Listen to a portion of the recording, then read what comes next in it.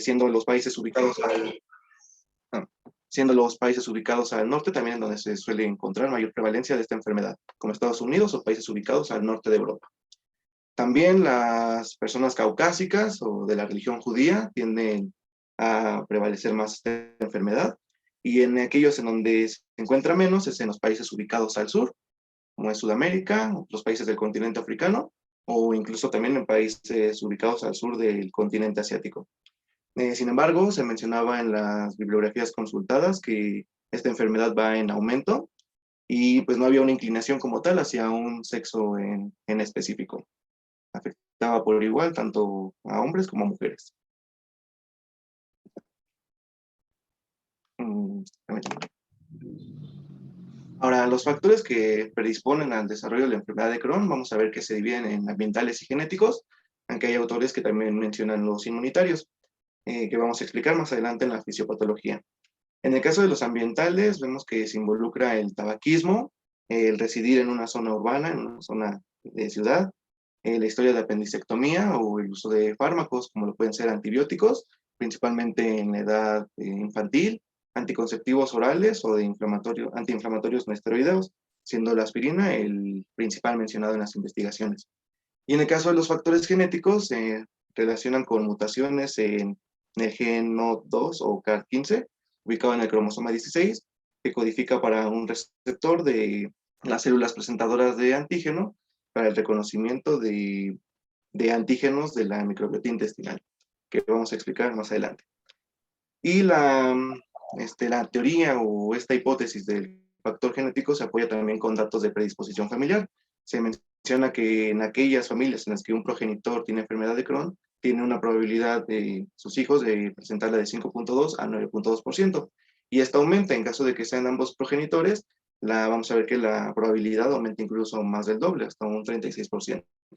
Por eso apoyan también la parte de los factores genéticos. Y para que quede un poco más claro, vamos a explicar la fisiopatología. Aquí lo primero que tenemos es un paciente con predisposición genética, como acabo de mencionar, que ante un desencadenante o un disparador, como lo pueden ser los factores ambientales, no sé, el tabaquismo o el vivir en una zona urbana, van a llevar a cabo todo el desarrollo de esta enfermedad. Lo primero que sucede es que va a haber una depresión de moco. Sabemos que este moco funciona como una barrera inmunitaria, forma parte del sistema inmune innato, y que esta depresión del moco va a propiciar un daño de las uniones intercelulares, espacio que hay entre célula y célula. Este daño en las uniones intercelulares va a permitir o va a favorecer que haya una falla en la permeabilidad, permitiendo la entrada de antígenos comensales de las bacterias que forman parte de la microbiota intestinal. Se mencionaba que estos antígenos como tal no deben ser reconocidos como un patógeno. Sin embargo, las mutaciones que hay en el cromosoma 16, específicamente en el gen NOD2 de las células presentadoras de antígeno, va a ser la que no lo va a reconocer como tal, como un antígeno comensal, sino como uno patógeno.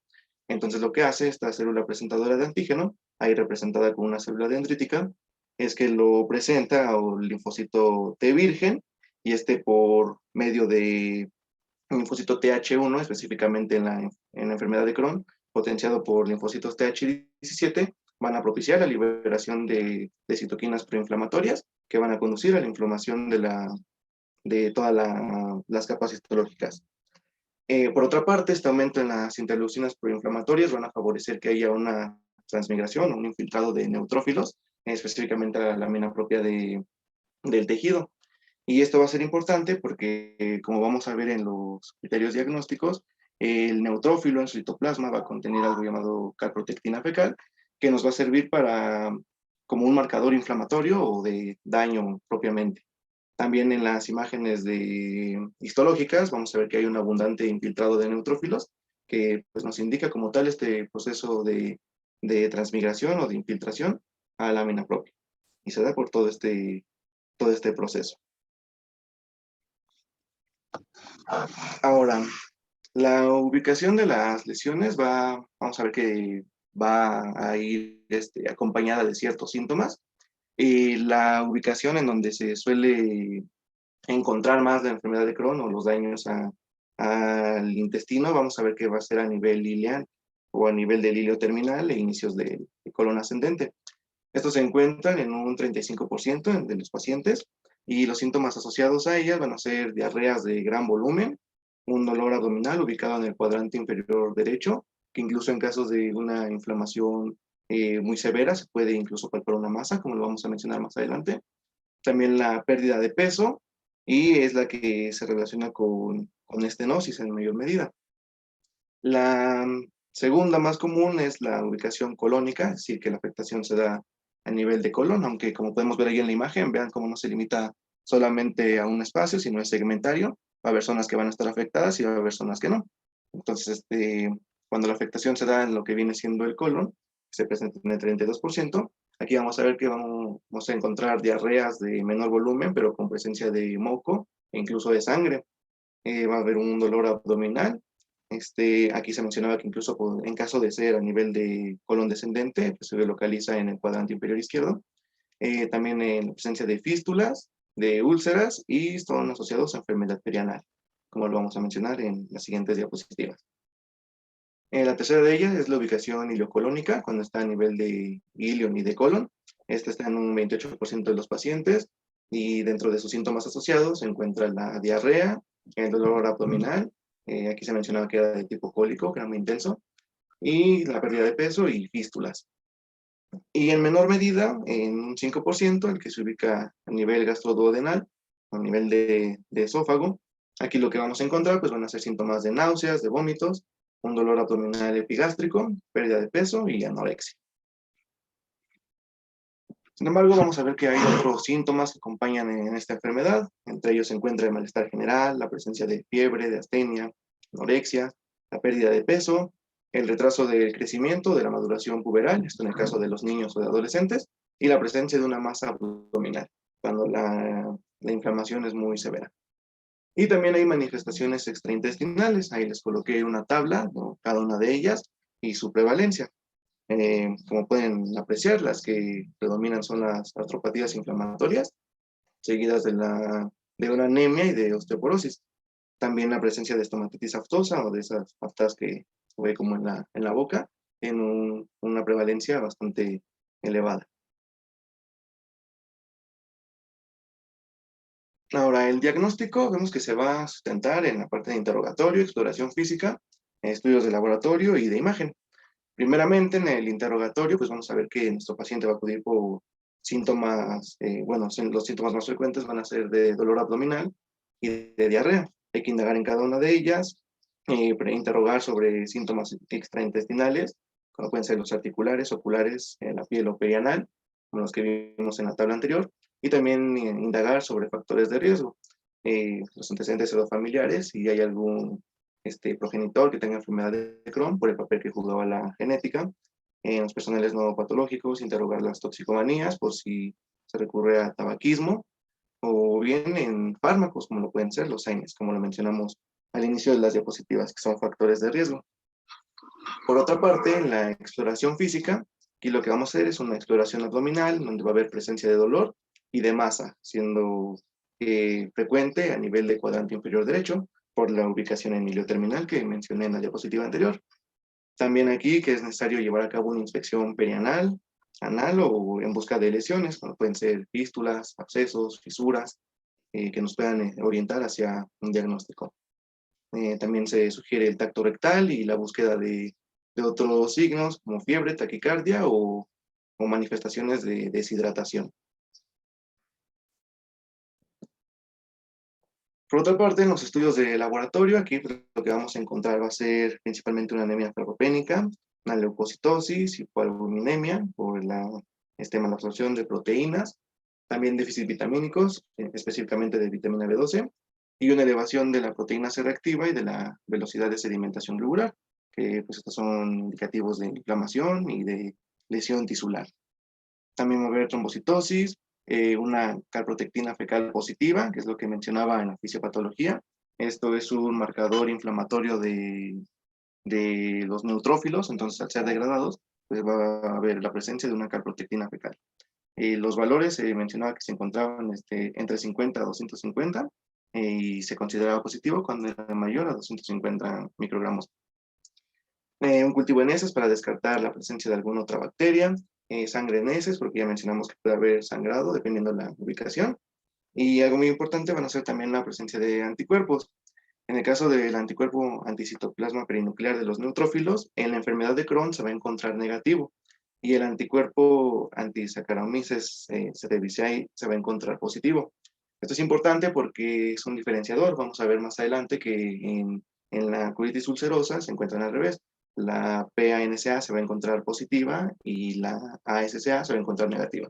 Entonces, desde ahorita pues hay que tenerlo un poco en consideración. Y pues que estos dos anticuerpos van a tener un 96% del valor predictivo para enfermedad de Crohn. Disculpen.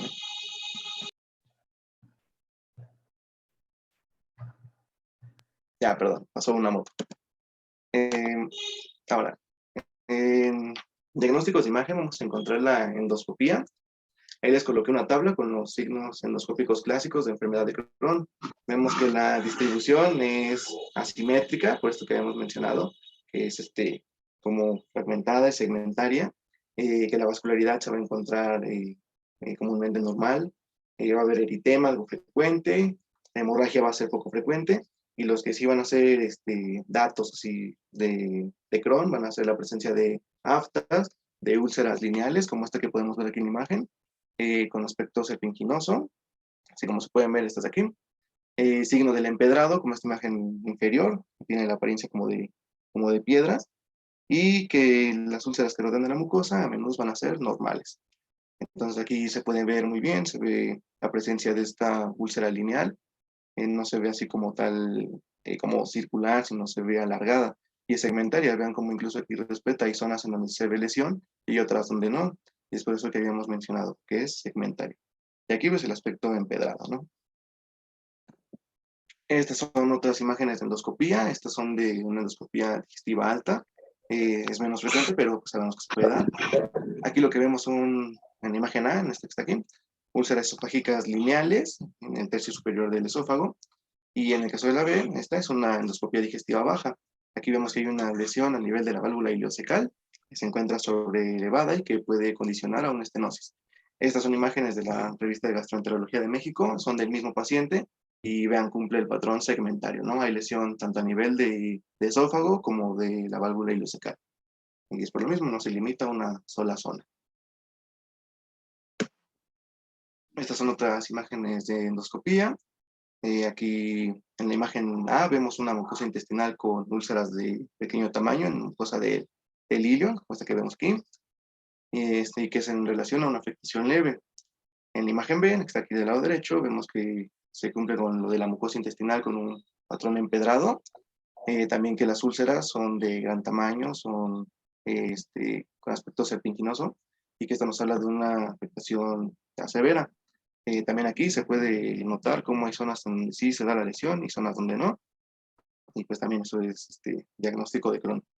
Y en el caso de la C, vemos que hay una estenosis completa de una luz de colon en un paciente con enfermedad de Crohn. Una estenosis completa, no se ve, no se ve la luz. Estas son otras imágenes de endoscopía. En el lado izquierdo es una imagen de endoscopía de mucosa ileal, se ve inflamada, se ve ulcerada y con un lumen estenótico. Y la del lado derecho es igual una endoscopía de una estenosis pilórica. Ahora, ya que estamos hablando de localización y el comportamiento, pues tenemos una clasificación, que es la clasificación de Montreal, que nos va a permitir establecer grupos de pacientes con un patrón de comportamiento similar. Vamos a ver que esta clasificación se basa en la edad en la que se diagnostica, en la localización en donde se está diagnosticando y el comportamiento. Es decir, si hay estenosis, si hay fístulas o si hay enfermedad periodontal, siendo la localización ileocólica la más frecuente. El objetivo de esta clasificación es que pues, van orientados a una estrategia terapéutica concreta, como lo vamos a ver más adelante, y nos sirven como pronóstico, ya que, como les coloqué en el punto de ahí, el patrón se va a modificar a lo largo del tiempo. Puede ser que llegue un paciente que en un inicio tenga una localización L1, es decir, de ilion, y que posteriormente regrese y ya tenga una afectación a nivel de colon o ileocólica. Lo mismo pasa con el comportamiento. Puede ser que en un inicio vaya sin lesiones estenosantes o fistulizantes, y después cuando regrese ya tenga una estenosis, una fístula. Entonces esto sirve como un pronóstico, sirve para ver la evolución de la enfermedad y para establecer un plan terapéutico que voy a mencionar más adelante. Ahora, dentro de los estudios de imagen también tenemos la enteroresonancia magnética. Este encontraba que es complementario a la endoscopía y que sirve principalmente para definir la localización, la extensión y el grado de actividad inflamatoria que hay en la enfermedad de Crohn, así como la presencia de estenosis o de fístulas. Y les coloqué esas imágenes en donde se ve el signo del adoquinado. En el A y en el B son cortes coronales de colon izquierdo, donde se ve un engrosamiento de la parietal, e imágenes de pseudopólipos, como estos que vemos aquí, o estos. También aquí se menciona que se correlacionan con una visión colonoscópica, con el patrón adoquinado de la mucosa, que ya son las imágenes de la C y la D, que se ve como empedrado también, aquí y aquí. También que la inflamación en este paciente impidió localizar bien la colonoscopia por la presencia de fístulas que están señaladas aquí con estas flechas como curvadas. Miren, aquí se ve una y aquí se ve la otra. Y también es diagnóstico de Crohn. Por otra parte, también se menciona el tránsito contrastado, en donde se pone de manifiesto las estenosis, ulceraciones e igual fístulas, además del aspecto empedrado de la mucosa. Aquí encontraba, o bueno, veía que mencionaban mucho el signo del cantor o de la cuerda, que es este que les puse aquí del lado derecho, donde como podemos ver, aquí pues, la afectación se da a nivel de ilion terminal, que aparece una línea delgada, ¿no? Se ve hiperdensa, y esto nos habla del engrosamiento de la pared y la estenosis propiamente de la luz.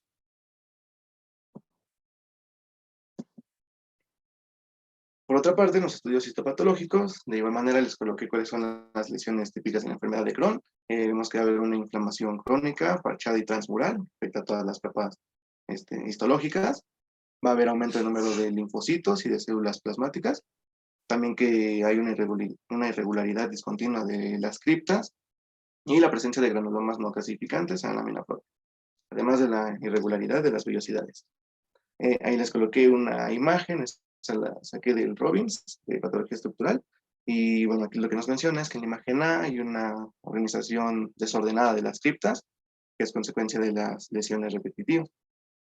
En la B, la presencia de un granuloma no clasificante, típico igual de Crohn, y en la C, pues como se ve esta afectación transmural, con granulomas submucosos que señalan con las flechas. Aquí, otro de acá, y aquí está el otro. Son estas imágenes, igual obtenidas de pacientes con enfermedad de Crohn. En la primera, que es obtenida de una biopsia esofágica, vemos que la presencia de un granuloma no clasificante en la submucosa, señalado con la flecha roja, este que está aquí. En la imagen B es igual un paciente con Crohn, con infiltración leucocitaria, nivel de la mucosa, que es aquí en la flecha verde, la submucosa, en la parte, bueno, aquí señalada con la flecha azul, y en la muscular, flecha negra. Y en la imagen C, de igual manera, es el paciente con Crohn, y aquí lo que vemos es un granuloma no clasificante, a nivel de intestino delgado.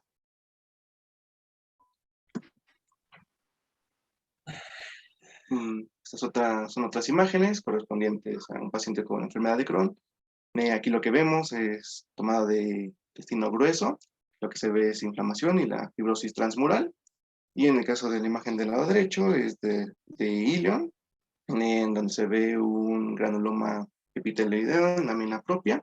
Y pues aquí nos dice que también se pueden ver la visualización de algunas criptas. Y también es que se coloca esta imagen de los aspectos macroscópicos. En la imagen del lado izquierdo vemos una estenosis con tal de intestino delgado, y en la derecha es un segmento de intestino grueso. Cómo se ve el engrosamiento de la pared, se ve ese aspecto empedrado y pues la diferencia, ¿no?, que hay en su engrosamiento. También la presencia de eritema, vean como que incluso se ve la lesión, aquí no, y por lo mismo, porque es segmentaria.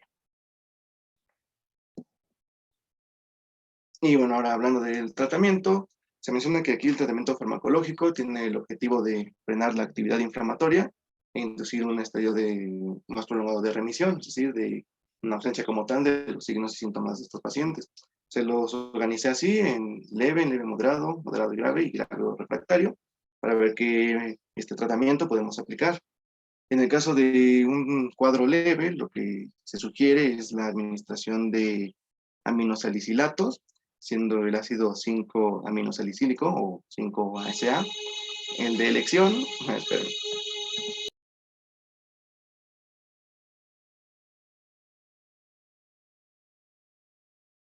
Ya, perdón. En la elección, aquí se sugiere la mesalazina de 50 a 100 miligramos por kilo por día, específicamente para la enfermedad de Crohn ubicado en la región de colon. Esto porque el mecanismo de acción de estos medicamentos es que inhiben la vía de las lipoxigenasas, específicamente de la producción del leucotrieno B4, que es un factor quimiotáctico. Entonces, al ser un factor quimiotáctico, pues tiene la capacidad de atraer células inmunitarias al proceso inflamatorio. Entonces, si se inhibe, pues ya no anda. Pero su acción se da específicamente a nivel de colon e ilion, por eso se sugiere que se ocupe en la enfermedad de Crohn, pero ubicada a nivel de colon. El uso de antibióticos como ciprofloxacino, metronidazol o bien amoxicilina y ácido clavulánico a dosis de 20 miligramos por kilo por día se sugiere en aquellos procesos de sobrecrecimiento bacteriano o de enfermedad perianal. Esto pues, nos puede ayudar a disminuir la inflamación de la mucosa intestinal porque disminuyen la concentración de las bacterias luminales. Solo que aquí como un efecto adverso cuando es un uso prolongado, superior a 6 meses, se puede producir nefropatías o neuropatías. Y pues dentro de sus efectos secundarios son que puede producir náuseas, vómitos, cefaleas y urticaria.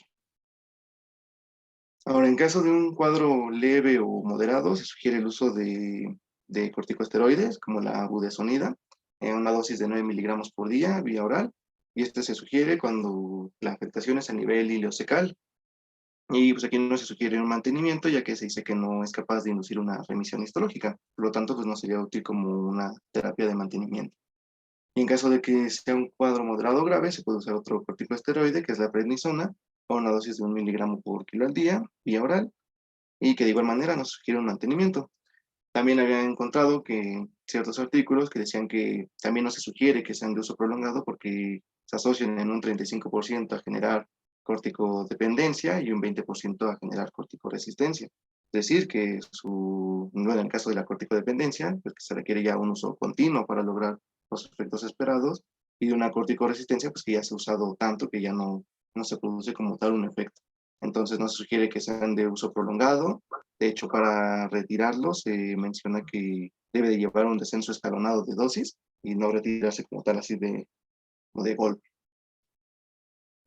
Ahora, en caso de igual manera de un cuadro moderado grave, también se puede recurrir a acetoprina o ASA, como lo tenemos abreviado ahí, a una dosis de 2 a 2,5 miligramos por kilo al día, vía oral, o bien de las 6 mercaptopurina.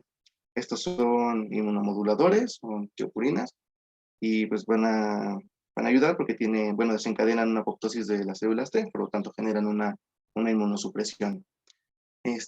Aquí sugiere que se pueden ocupar en el mantenimiento de enfermedad de Crohn moderado o grave y que también se pueden ocupar para el tratamiento de pacientes que ya hayan generado una corticodependencia o una corticoresistencia.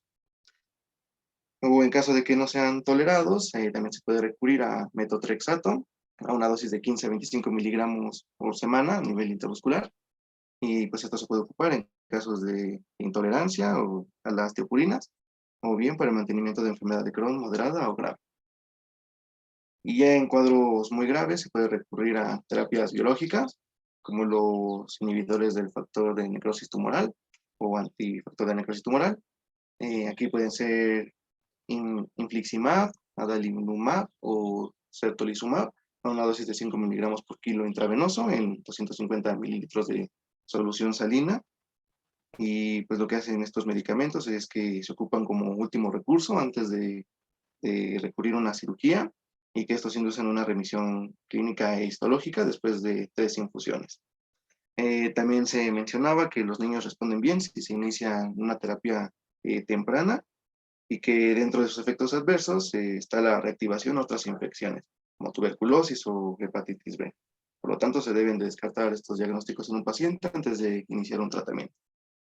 Y también se menciona el uso de vedolizumab, 200 miligramos intravenosos durante 30 minutos, en la semana 0, 2 y 6 y posteriormente cada 8 semanas, o bien de ustekinumab, 6 miligramos por kilo intravenoso, que bueno, estos evitan igual la activación de los linfocitos T y por lo tanto las citocinas proinflamatorias, como el interferón gamma o el propio factor de necrosis tumoral alfa. Y pues del ustekinumab se dice que su presentación se encuentra en 130 miligramos, entonces sería necesario aplicar de 2 a 3 viales.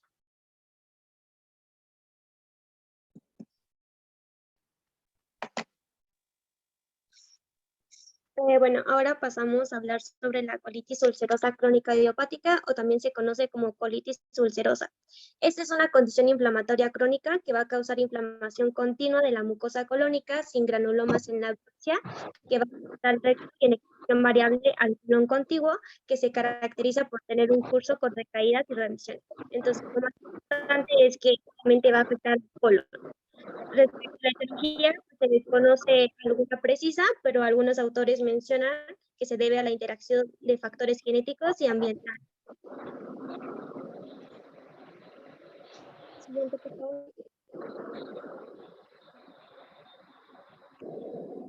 Ahora, respecto a la epidemiología, se puede dar en ambos sexos, a 16 años, de 16 a 40 años y mayor a 40 años. El pico máximo en México es de 20 a 40 años. Hay mayor incidencia en lo que es en Europa y en el norte de América, menor incidencia en el este de Europa, Asia, incluida China, América del Sur y África. Dentro de los factores de riesgo, pues vamos a tener los antiinflamatorios no esteroideos, los fumadores y también si hay algún familiar que tuvo colitis ulcerosa o enfermedad de Crohn. Y tabaco.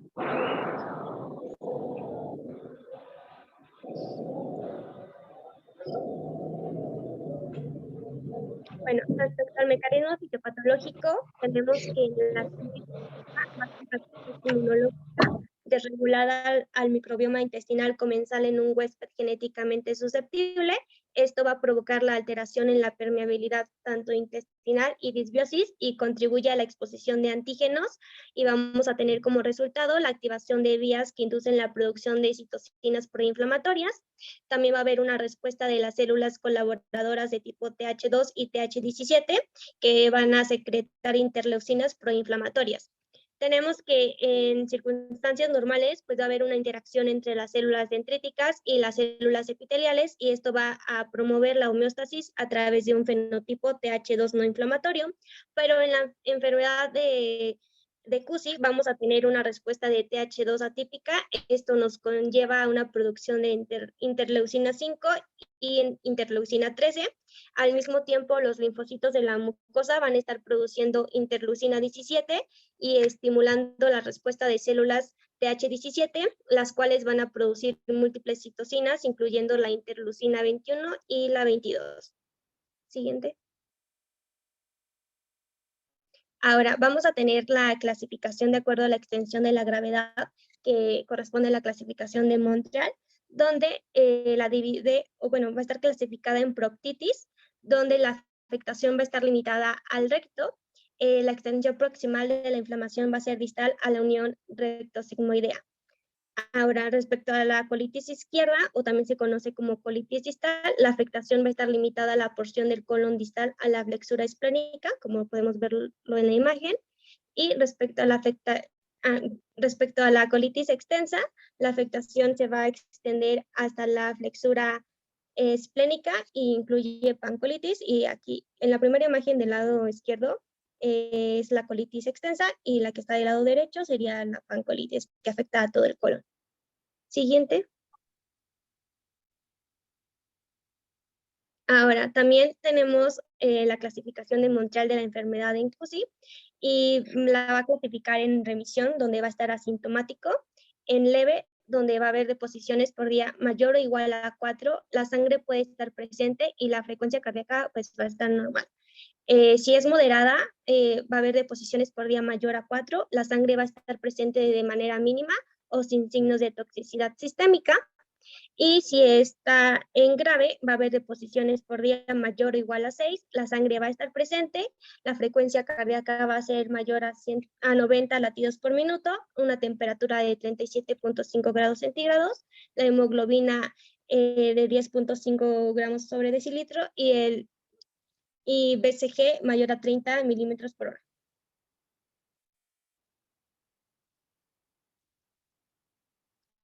Ahora vamos a tener que lo que va a suceder es una inflamación que va a comenzar en el recto. Esto, pues, como ya lo mencioné, se extiende proximalmente de forma continua, confluente y concéntrica, hasta afectar una extensión variable del colon o toda su superficie de la mucosa. Entonces, para el cuadro clínico, pues va a depender de la extensión y gravedad de la enfermedad, también de estas manifestaciones extraintestinales que estén presentes y también de los patógenos entéricos, ya que pueden alterar la presentación clínica. Siguiente. Ahora, en el 99% de los pacientes va a haber sangre en las heces, también sangrado rectal, urgencia rectal y defecación nocturna. Dentro de los síntomas sistémicos va a haber taquicardia, náuseas y vómito. También puede haber pérdida de peso y fiebre, que esto nos indica un cuadro más grave. Siguiente. Ahora, hablando específicamente de los síntomas que se presentan dependiendo de qué tipo de colitis sea, vamos a tener que en la proctitis va a haber un sangrado rectal, una urgencia rectal, tenesmo y ocasionalmente estreñimiento grave. Va a haber lesiones anales y perianales pequeñas que se complican con la diarrea grave y ocasionalmente también puede haber presencia de fístulas simples. Ahora, la disminución en la consistencia de las heces durante más de 6 semanas va a diferenciar a la CUSI de la mayoría de las diarreas infecciosas. Siguiente.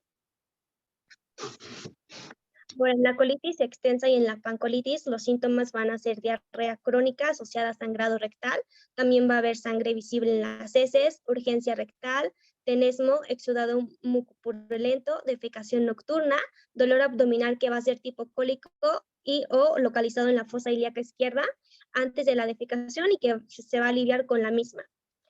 Dentro de las manifestaciones extraintestinales vamos a tener eritema nudoso, epiescleritis, artropía axialoperiférica y también tromboembolia, que esto nos indicaría una pancolitis y que la enfermedad está activa. Siguiente. Ahora, para el diagnóstico, pues nos vamos a basar en una historia clínica que incluye interrogatorio y exploración física. Es importante preguntarle al paciente sobre los antecedentes familiares de enfermedad intestinal inflamatoria, también si tiene familiares con cáncer colorectal, si le han realizado alguna apendicectomía previa y también sobre sus prácticas sexuales. También vamos a preguntarle sobre el inicio de los síntomas. Aquí es importante preguntar sobre los episodios recurrentes de sangrado rectal o diarrea con sangre, también las manifestaciones extraintestinales presentes, si ha hecho algún viaje reciente, urgencia rectal, tenesmo, dolor abdominal, incontinencia, diarrea nocturna, también si ha tenido contacto con enfermedades infecciosas entéricas. Siguiente. Dentro de la exploración física, pues vamos a tener que valorar el peso, la talla, los signos vitales, que son pulso, respiración, temperatura corporal y tensión arterial.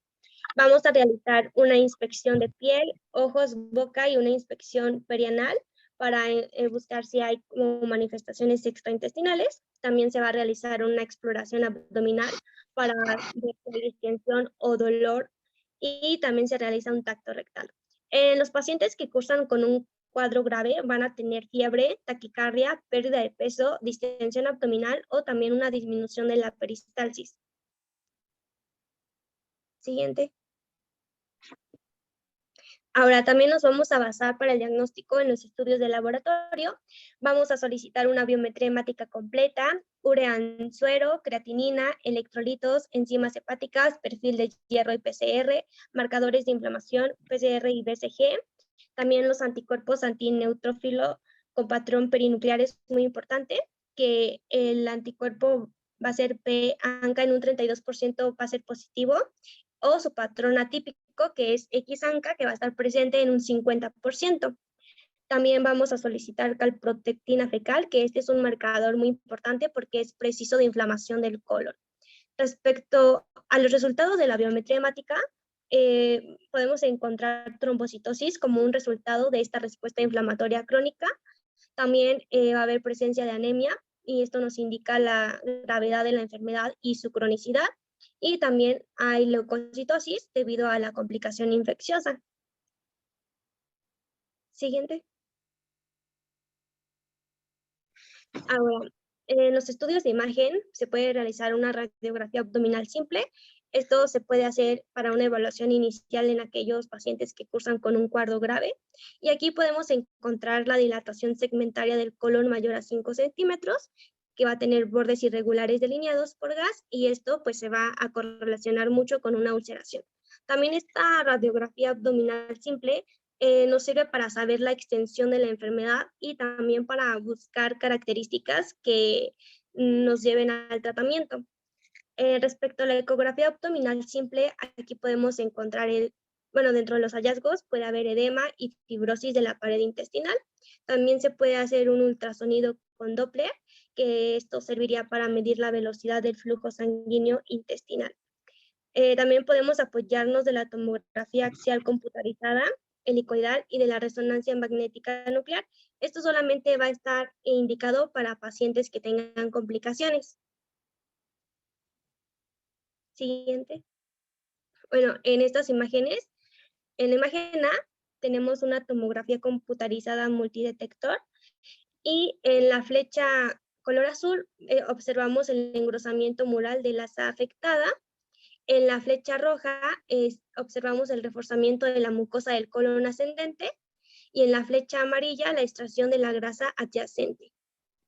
En la imagen B vamos a tener el signo del halo de agua en colon ascendente y este es el que está señalado con la flecha roja, y también tenemos el halo hipodenso producido por el edema de la submucosa, que está señalado por la flecha amarilla. En la imagen C vamos a tener el signo de la diana o halo de agua en recto, y aquí notamos un reforzamiento mucoso, está señalado con la flecha rojita, y de la muscular, y también de la serosa, y que contrasta con la submucosa hipodensa por el edema, que sería la flecha amarilla.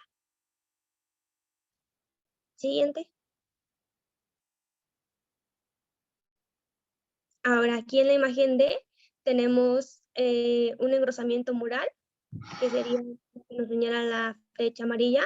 También tenemos el signo del peine, que está aquí donde tiene flecha roja, correspondiente a la ingurgitación de los vasos pericólicos y ganglios locales visibles, que sería la flechita azul.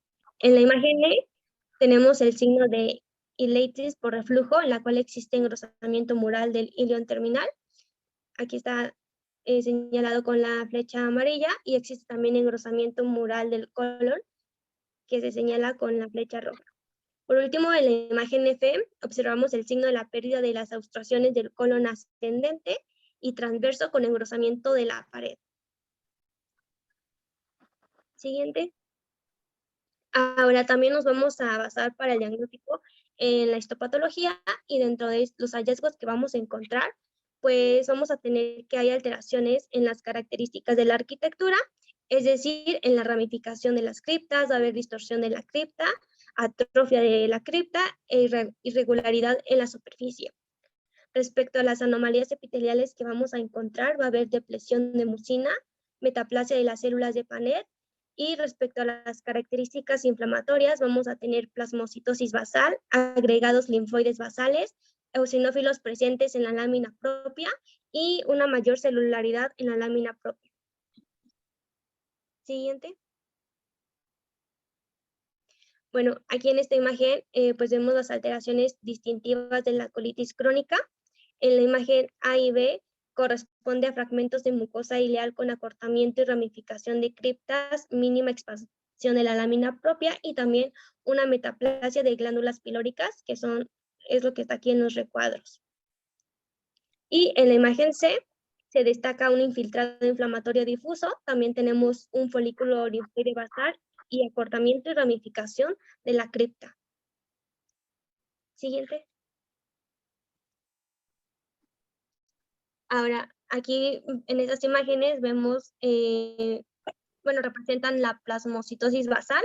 En la imagen A, esta nos muestra la mucosa del intestino grueso, que tiene un leve acortamiento de las criptas y también una leve expansión de la lámina propia. En la imagen B, esto nos muestra la plasmocitosis basal y también un infiltrado inflamatorio mixto en la lámina propia, compuesto por linfocitos, granulocitos eosinófilos y también células plasmáticas, y en esta imagen no vamos a observar ramificaciones de las criptas. Siguiente. En esta imagen B vamos a encontrar una actividad inflamatoria. Las flechitas amarillas nos están señalando microabscesos crípticos y una colitis crónica de base dada por ramificación y acortamiento de criptas. También hay un infiltrado denso y difuso en la lámina propia, y esta pues es una colitis crónica con acentuada actividad inflamatoria. En la imagen C es una colitis crónica, bueno, tenemos una colitis crónica con erosión superficial y también numerosos microabscesos crípticos. Y en la imagen D nos muestra un ejemplo de criptitis neutrofílica del lado izquierdo, y del lado derecho podemos observar un microabsceso críptico. Siguiente. Bueno, esas son las características histopatológicas que vamos a encontrar en la colitis crónica. Entonces, respecto a la arquitectura criptal, a menudo va a estar distorsionada. En la expansión de la lámina propia va a estar difusa, va a haber linfocitos y células plasmáticas. También puede haber cúmulos linfoides basales, a menudo están presentes. También la plasmocitosis basal siempre va a estar, casi siempre está presente. Los granulomas están relacionados a destrucción de criptas. Criptitis y microabscesos críticos van a estar presentes, pueden ser superficiales y profundos. Respecto a la metaplasia pilórica de células de Paneth, a menudo va a estar presente. Respecto a la fibrosis de la lámina propia, también puede estar. ¿Sigue? Y bueno, esta otra tablita es el índice de actividad histológica, donde tenemos la actividad inflamatoria, un puntaje y la característica histopatológica. Si está inactiva, pues tenemos un puntaje de 0 y su característica es sin infiltración epitelial por neutrófilo. Si hay una actividad leve, tenemos una puntuación de 1. Hay una infiltración de neutrófilos de menor a 50% de las criptas muestreadas, o cortes transversales sin úlceras ni erosiones. Si hay una actividad moderada, hay un puntaje de 2. Y la característica es que hay una infiltración de neutrófilos de mayor a 50 de las criptas muestradas, o cortes transversales sin ulceraciones ni erosiones.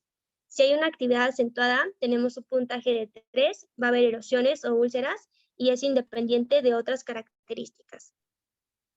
Siguiente. Respecto a la endoscopía, lo que vamos a encontrar pues es la distribución va a ser simétrica, la afección va a ser continua.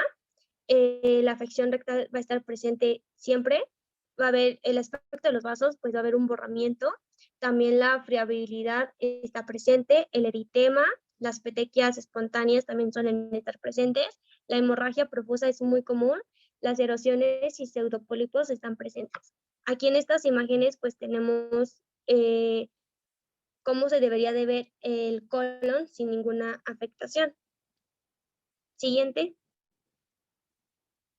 Aquí en esta imagen vemos un cuadro leve donde la mucosa tiene un leve eritema y hay ausencia de patrón vascular y hay una leve friabilidad. Siguiente. En esta otra imagen tenemos un cuadro moderado donde la mucosa va a estar eritematosa y también hay ausencia del patrón vascular. También hay erosiones y friabilidad marcada. En estas imágenes vemos un cuadro de la enfermedad severa, donde aquí la mucosa ya va a estar ulcerada y va a haber sangre espontánea o sangrado espontáneo. Siguiente. Ahora, respecto al tratamiento de colitis ulcerosa, si tenemos un cuadro leve, se pueden utilizar los aminosalicilatos. En este caso, el ácido 5-aminosalicílico, que este va a ser usado para inducir la remisión y el mantenimiento de la enfermedad. Y bueno, dentro de estos pues tenemos la sulfasalacina, la mesalamina, la oxalacina y valsalacida. Si tenemos un cuadro de leve a moderado, se utiliza el budesonida. en una formulación oral de budesonida liberada en todo el colon para las exacerbaciones de la enfermedad. Si tenemos un cuadro de moderado a grave, se utiliza la prednisona de 40 a 60 miligramos con un ajuste durante varias semanas para inducir la remisión, y los corticosteroides son los que se utilizan de primera elección. También tenemos los inmunomoduladores como tiopurinas, acetoprina y el 6-mercaptoprina. La dosis es de 0.5 a 1 miligramo por kilogramo y se incrementan las dosis durante varias semanas para el mantenimiento y para la remisión. La eficacia de estos inmunomoduladores se va a dar después de las 6 semanas a 12 semanas de iniciado el tratamiento. En el caso de un cuadro clínico, un cuadro de enfermedad grave o refractaria, se utilizan los esteroides, en este caso hidrocortisona de 100 miligramos cada 8 horas, o también se puede utilizar metilprednisolona de 16 a 20 miligramos cada 8 horas. También podemos utilizar ciclosporina para las exacerbaciones graves refractarias a esteroides. La dosis es de 2 a 4 miligramos por kilogramo en una infusión por 7 días. Y en formas graves, podemos utilizar infliximab, adalimumab para exacerbaciones refractarias a esteroides o mantener la remisión. Siguiente. Ahora, por último les pusimos unas tablitas comparando los síntomas que están presentes tanto en enfermedad de Crohn y en colitis ulcerosa, ya que algunos son como, están más presentes en una que en otra. Entonces, aquí está una. Siguiente. Aquí también pusimos un cuadrito comparando los hallazgos inmunológicos, tanto de CUSI como de Crohn. Y también otra tabla donde están los signos endoscópicos de colitis ulcerativa y la enfermedad de Crohn.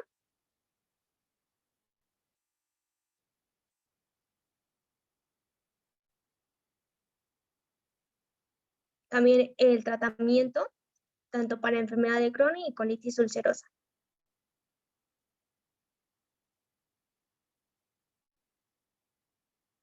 Y también esta tablita que compara las características histológicas de la colitis ulcerativa idiopática y de la enfermedad de Crohn.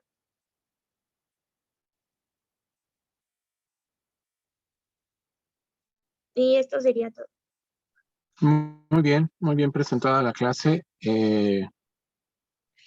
Como lo habíamos comentado, analizando los dos temas, y para el resto de sus compañeros, esas últimas tablas les van a ayudar mucho para hacer sus referencias entre una y otra, para poder establecer las diferencias, porque a veces parece que se sobreponen los síntomas, los signos, los datos de una y de la otra, pero eso al final nos va a ayudar para entender con mayor claridad la diferencia entre una y la otra. Muy bien, chicos, les felicito, su clase estuvo muy bien. ¿Dudas, preguntas? O ya mejor. ¿Mande? Dime. Solamente es una pregunta con respecto a el día lunes, más o menos a qué horas lo podemos encontrar ahí en su servicio, porque hoy fui, pero ya no lo alcancé. Estamos a las 8:30, nos vemos ahí en la mañana. Ok, Doc, sí, porque le iba a llevar mi hoja. Ok, sí, a partir de las 8:30 nos vemos el lunes. Ok, perfecto, Doc, muchísimas gracias. Hasta luego. Descansen. Gracias, doctor. Gracias, doctor. Hasta luego. Igualmente, doctor. Gracias. Gracias, hasta luego.